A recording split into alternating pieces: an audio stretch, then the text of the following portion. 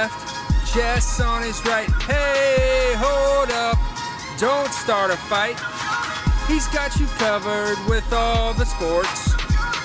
Don't fret, he's wearing shorts. It's time for Waking Jake in the morning, Waking Jake at night. Jake sucks.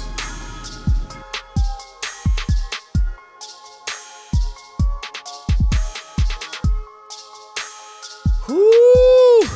What is going on, Bakers? Welcome back to Wake and Jake. Myself, Jake, BBD on the ones and twos. And I had a night. If you don't know, I can tell you. If you're listening to this, you probably know. Went to the Yankees-Pirates game on Tuesday, September 20th. To hopefully see Aaron Judge hit his 60th home run, or 61st, or 62nd. He's Aaron Judge. He's insane right now. It was a sad night. It was a sad night for a little bit. Actually, it was back and forth. Yankees took a lead. Pirates took it back. It was a tied game. Yankees-Pirates. Pirates stank. Harrison Bader making his Yankees debut. He played really well. 3 RBI game. Some nice base running. Caught the ball in center field. Contact. Everything Yankee fans have been looking for. And it's 4-4. And it's like, all right. So we're probably not catching a Judge homer. That is what it is. He can't homer every game, right? No way. Bottom of the 8th. Some soft contact from Johnny Loizaga. They put in Clay Holmes. He's been struggling for the Yankees. One of the better first halves of baseball I've seen from a relief pitcher. ERA was sitting at 0.4. 0.4. For the past couple months, Clay Holmes has not been good. And I think Yankee fans need to come to that realization a little bit more than we have. It's kind of becoming square peg, round hole recently. He gives up a 3-run home run after the Pirates had taken a 5-4 lead. It is 8-4 at the stadium. It's a Tuesday night. Yankees-Pirates, they take an 8-4 lead. Yankees come up, bottom of the 8th, nothing. Nada. Go down 1-2-3, actually. I know that because I had a little bit of hope. Because the Yankees have Aaron Judge having a special season, unmatched or only matched by guys named Ruth, Bonds, or Williams. The pantheon of best hitters ever in baseball. You can't mention best hitters in baseball without mentioning Ruth, Bonds, and Williams. So, I saw the bottom of the lineup. It was Bader, I think Trevino, IKF Trevino. And I was like, all right, Bader's having a day. Maybe he does something. I like Trevino, IKF. He's going to put it on the ground. Will it find a hole or not? 1, 2, 3. Okay. I'm not crazy optimistic after that point. You've got one shot to score what'll hopefully be 4 runs. Aroldis Chapman comes in the game. He's been a mess. He does his thing. Fine. Good. Cool. Thanks, Chappie. Maybe you'll be a part of this season. I have no idea. So there's one other perk to Aaron Judge, and it's why the Yankees have now moved him to the leadoff spot, is that pitching to him is a fool's errand. But if he's leading off, to give up a leadoff walk is also a fool's errand. Whether it's starting a baseball game or it's ending a baseball game. So Aaron Judge comes up. The crowd's getting a little rowdy, right? I'd say a chunk of the crowd cleared out, maybe a third of the crowd. And something that I learned during the COVID season, and maybe you guys have learned it with your teams as well, Yankee Stadium doesn't get as loud as I assume it does with a packed house in the playoffs. We're going to find out soon. with everybody yelling and just raucous and crazy. I assume it gets louder. But, Jakey Science, when the crowd thins out a little bit, there's more of like an echo, a ringing, because there's less people in the seats. So the noise bounces off the seats and comes back. Audio science with Jake. That's what this whole show is. It starts getting pretty loud. So the count to Judge goes 3-1. And so this was a cool moment. So strike looking first pitch, and you go, yeah. Already your odds go down that much. Ball 2, okay, everyone claps, right? You do that when a batter, you took a pitch. Good eye. It goes to 2-1. The crowd started booing Crow for not throwing his strikes. Will Crow, Pittsburgh reliever. Believe he was in part of a Nationals trade. Who did they get? Josh Bell. Yeah. Josh Bell. How about that? 2-1, play starts booing. 3-1, play starts really booing. You're really going to do this to us in a 4-run game? We stayed here to see this guy. You're not going to pitch to him? Sinker down the dick. Judgy puts a charge into it. And it's one of those things, I think sometimes people, watching baseball on TV and in person are similarly as good. I think football is best on TV, depending where you're sitting. But most of the time, football is best on TV. Baseball, kind of equal. Like, you're going to miss some pitches and things like that, but seeing the whole field, and they're different experiences, but they're kind of equal. I mean, obviously, anytime there's a good game in person adds another effect, and I'm going to get there in a minute. Hockey, it's hockey's biggest struggle, right? In-person hockey is as bad as it gets. TV hockey just ain't. And I wonder if we get some developments on that in more years with better technology. Maybe we get some cameras closer to the ice or something. Maybe you get that NHL video game camera mode going. People would like that more if you get a camera over the ice following the action. I don't know. Hockey, let me know. Sound off in the comments. Judge swings and he hits it, and you hear the crack of the bat, which, by the way, that can't be replicated better than in person. And you just don't know. It wasn't a high moonshot. And if I'm being completely honest, there was a surrealism that he hit it. Like, how could, in the 9th inning, the guy who's now essentially acting as your closer come in to face Aaron Judge and know the one thing you can't let this guy do? Will Crow's only job was to not give up a home run to Aaron Judge. Aaron Judge, on the other side, he won't tell you this. His goal was to hit a home run. Everyone in the building was there to see him hit a home run. Yankee fans had half given up on the game. There's always a chance in baseball.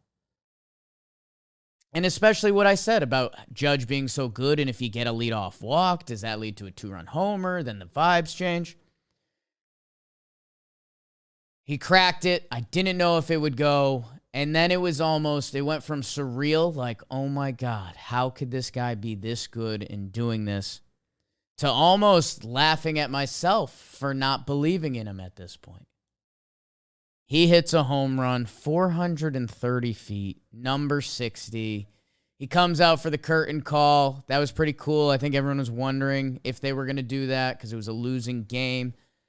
But it's 6-0 in the homer column. Ruth, dude. The Babe. Baby Ruth. Colossus of Clout. Sultan of SWAT. So he comes out for the curtain call, rightfully so. Both teams read it. The crowd was asking for it. And so it's cool, right? Like, all right, Judgy hit his home run. I think Yankee fans would have easily shaken that deal with the devil. Hey, we'll still lose this game, but if Judge gets number 60 here, sign me up. Rizzo, 5-pitch double. Gleyber Torres, 5-pitch walk. Josh Donaldson bloops one in there. Bases loaded for Giancarlo Stanton. And man, you want to talk about some beautiful, just, if you really want to get poetic about it, Giancarlo Stanton has been in a bad way recently at the plate. A bad way. His batting average on the year is .210. He's not that guy. He's not even close to being that guy. Giancarlo Stanton was having a good year. Through into June, he had an OPS of 860. He got hurt, and I'm going to look for the best way to chop up the numbers for you guys. I guess coming into last night, 36 games, so there's some injury time in here. But July 2nd to September 28th, so July, August, midway through September, 2.5 months. This had been Giancarlo Stanton. 143 batting average, a 225 on base, a 540 OPS, a 316 slugging. That is IKF, slugging-wise, not the other numbers, who had 0 home runs for the majority of this season. That's what Giancarlo Stanton had been doing. Giancarlo Stanton, lest we forget, has a season of 59 home runs in the tank. And I don't think he was thinking it. I don't think he really cares. I think the writing's been on the wall for a little bit that Judge is going to get to 60, if not closer to 70. But Giancarlo Stanton probably likes his spot in the record books. Like we've talked about with the PED guys, Giancarlo Stanton is the closest we've been to the record of anyone. When you take out the PED guys, like anyone. Let me single season home run records. Sosa, McGuire, Bonds, Maris, Ruth. It's Stanton. After him, you're looking at like an 06 Ryan Howard, who hit 58, and that one counts. Yeah. For all intents and purposes, there's no funny business there. We know with Ryan Howard, he's got a really interesting career of his own. He had 58. Giancarlo Stanton, if you take out the PED guys, he's the one with Ruth and Maris, Jimmy Fox, Greenberg. No one else was there. A lot of guys in black and white. Judge just passed him. 60. 59 to 60. Stanton's got that in the bag. And he's been in a horrific slump. Is he healthy? Is he like broken? Is the question us Yankee fans are asking ourselves, because he'd look so bad. It's like, he's got to be hurt. This guy can't look like this.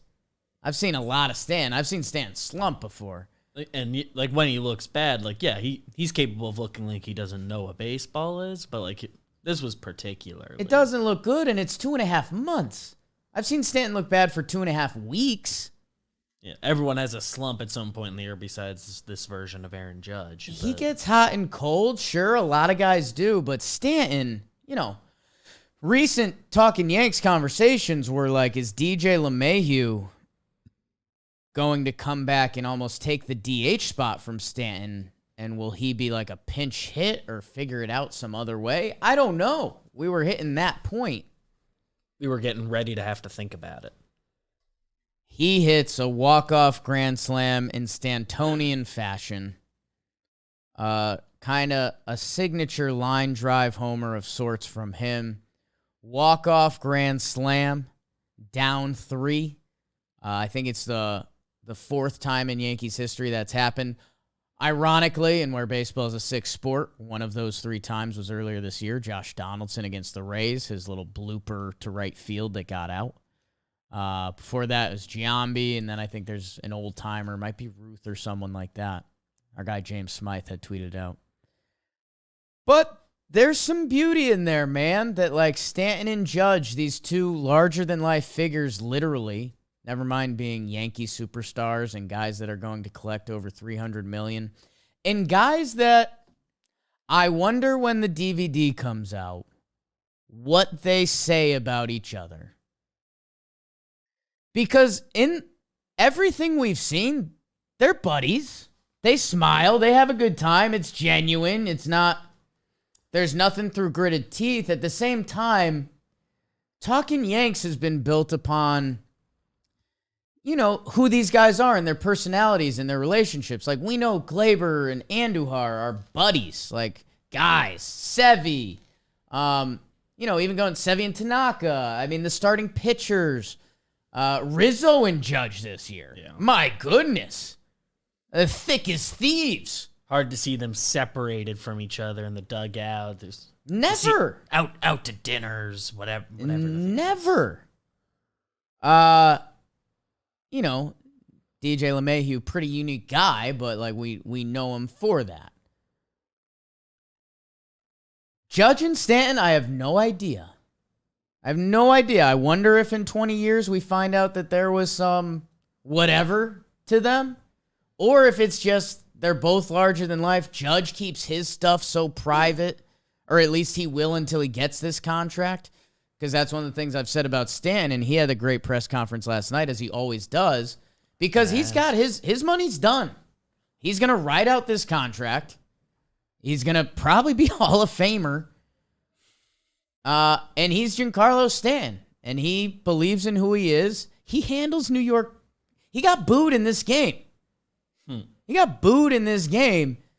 And then, as New York City does so awesomely, he's getting the post-game press conference, and the stadium just was going insane for him. And he gets it. He appreciates it. Yeah, I was playing really bad. If a guy's playing really bad, you're going to boo them. And if you hit the walk-off grand slam, guess what? They don't boo you then. They go nuts for you. They treat you like a god.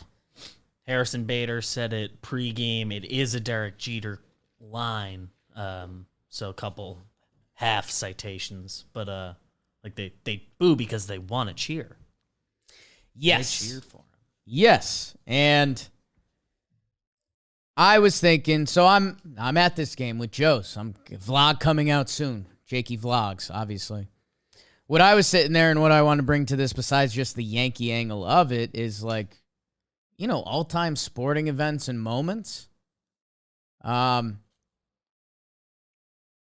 it's really tough, right? Because obviously NBA championships and Super Bowls have these moments that, because of the magnitude of the game,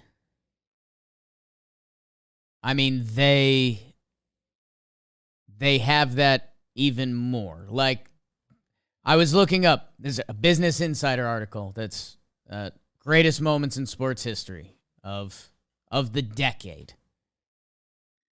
Malcolm Butler's interception in the Super Bowl. Sure, huge play, you know, changes the tide of a Super Bowl. Like, they have Cubs breaking the curse on here. LeBron's chase down block in Game 7, but that's like Game 7. Like, the magnitude of that is why it's such a special play. For a regular season game, and I talked about this with the home run, what the home run race really is that I don't think it can be manufactured in other sports. We talked about, like, when Brady set the touchdown record in a season, like, that was cool, but it wasn't this. And like, it NBA, like, we didn't even know that was happening. It's like, oh, this game that might happen. I guess I was trying to think of the equivalent of a sport moment, and maybe this is baseball's separator, that, like, you know, the only things I can kind of think of are with baseball, like 3,000th hit, if that was going to happen, Jeter. Like, that's something you get tuned up for. All the other ones, this one was interesting to me. The number one sports moment that this had of the past decade was Auburn winning the Iron Bowl on the kick six, the missed Alabama Yes. field goal that the guy returned to the house. That's interesting to me because it's a rivalry game, but you never know how it's going to go. Alabama is Alabama. To be at that moment, you can't anticipate that at all. At all. And I guess that's the other tricky thing for me because I bought a ticket to this game because I was like, I think Judge has a chance to hit 60 or 61 or whatever. The eruption of the stadium was awesome. The feeling of baseball and not being able to, that eighth inning was sad. I was sad for the eighth inning. And then the ninth inning was some of the most elation I've felt at a sporting event. It's people love asking Talking Yanks, and hopefully outside of Talking Yanks more and more as this all of this continues to grow, like favorite sporting event, favorite game you've been to. I mean, that's going to be a tough one to beat. I'm sure with postseason magnitude, if I'm at a postseason game where the Yankees win the World Series or something, that's got to be a pretty cool moment. I don't know that feeling. For a regular season sporting event, because, again, going through this list I have up, Villanova wins the national championship on the buzzer. It's a national championship game. It's a buzzer beater. That's pretty crazy. But that was a championship game. Another one that was interesting, I don't know if people remember this, Megan Rapinoe scored in, the final minute of extra time, USA-Brazil. That was an intense one. American Pharoah wins the Triple Crown. End of the day, that's a horse. Yeah. The one I did think about was some of the Usain Bolt stuff, and how do you compare, the Olympics and the magnitude of that? In a way, the magnitude of the Olympics is bigger than anything because that's watched worldwide. Yeah, it does have the most eyes on it. So, to compare that to a Super Bowl, I don't know. I mean, there's some boxing stuff in here. And Mayweather, McGregor. I don't know what to compare regular season-wise. I guess in hockey, if someone breaks, the all-time points record or something like that, if someone caught, Gretzky and stuff. I don't know. There's NBA within a game stuff, but you don't know going in they're going for this tonight. Kobe 60 points in his final game. Yeah, his final game, that's pretty cool. Or he had 81 against Toronto. His 81, something like that would be electric, and that's happening live in the moment. You can't anticipate that. Yeah. So there's probably more of a rush when you're just tallying up the scoreboard and Kobe's doing that. That's an interesting one. Triple doubles used to be there now. Everyone kind of does one, but Jeter hits a walk-off single in his final at bat at Yankee Stadium. Interesting. The first time Russ averaged the triple double for a full year. It was those last games where it's if he gets 9 rebounds tonight, sure, there's kind of a build up towards that as rebounds got cheered. And then he did it 3 years in a row and it was we're over this. But I mean, I guess Clay's third quarter he scored 37 against Sacramento. So he has the third quarter, I think that was against OKC, where he went nuts in a playoff game, and that's probably more impactful. He scored 30 so suddenly. 37 and a quarter. That's cool and mind-blowing in its own way. I don't know. I guess I'm trying to think of if you're chasing records. I remember when Emmitt Smith broke the rushing record, and that was kind of cool. Obviously wasn't in the building, just watched on TV. But now where NFL is with rushing the ball, that feels different. I guess maybe the comparison would be watching a crazy tennis match in person, but I feel like tennis, I don't know. I would need you kind of need the right stars and the right people to do it, and it's on the biggest stage, which how often that lines up is really rare. Yeah. There's career stuff years in a row with X number. I don't even know. Yeah. Getting to rushing yards, like number of 2,000 rushing yards in a row or something like that. UMBC takes down Virginia to become first 16 seed to advance. That's kind of cool. That's a cool one that you would have no idea is coming. So I don't know. And I guess the cooler part about this that almost makes me talk down my own thing is the next 2 home runs are going to be a lot cooler. So interested to see if that is tonight or tomorrow. Or the next day or the next day. And by the way, that gets really kooky. I know this is Yankee-centric, but the games are being broadcast. Thursday's Fox. Thursday's Yes. I think Thursday's Yes. Friday, Apple, which is the hot topic. Saturday should be Fox. Sunday Night Baseball. I got to double check because, I saw Meredith and Michael Kay, and I think it's definitely it's definitely a thought in their head. That you talk about history and that thing is gonna live forever. Like that's what the video. There's gonna be movies. There's gonna be documentaries. There's gonna be all of it. And Michael K. So Thursday's Fox. Thursday's Fox. Yeah. Wow. Smoltz. Is it? I'm not the biggest fan of. Sometimes those are on multiple things. Friday is Apple TV. Saturday is Yes Network. Friday is ESPN. So, what's really cruel? That Thursday game, Nesson still has rights. How about that? So Fox and Nesson will have calls of Thursday games, but not Yes. So, with all that being said, I know I'm spoiled by living in New York City. Saturday is on Yes. Man.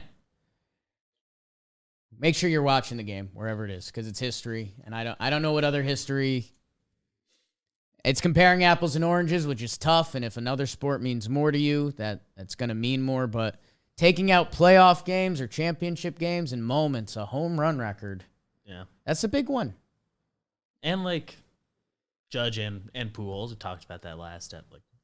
You see they're up, you can find a way to go flip to that for that at bat, easily check in, and they'll probably be doing that for something like this. Normally, MLB Network or ESPN figures that out, so something to look into.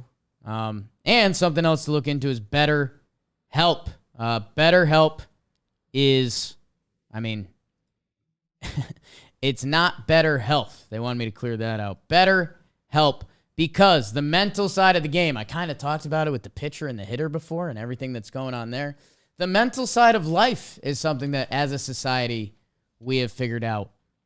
So go check out BetterHelp. They will get you in touch with a therapist. And my favorite part about it is they will match you with a therapist. And you take a survey, they match you, they figure it out who might be right for you.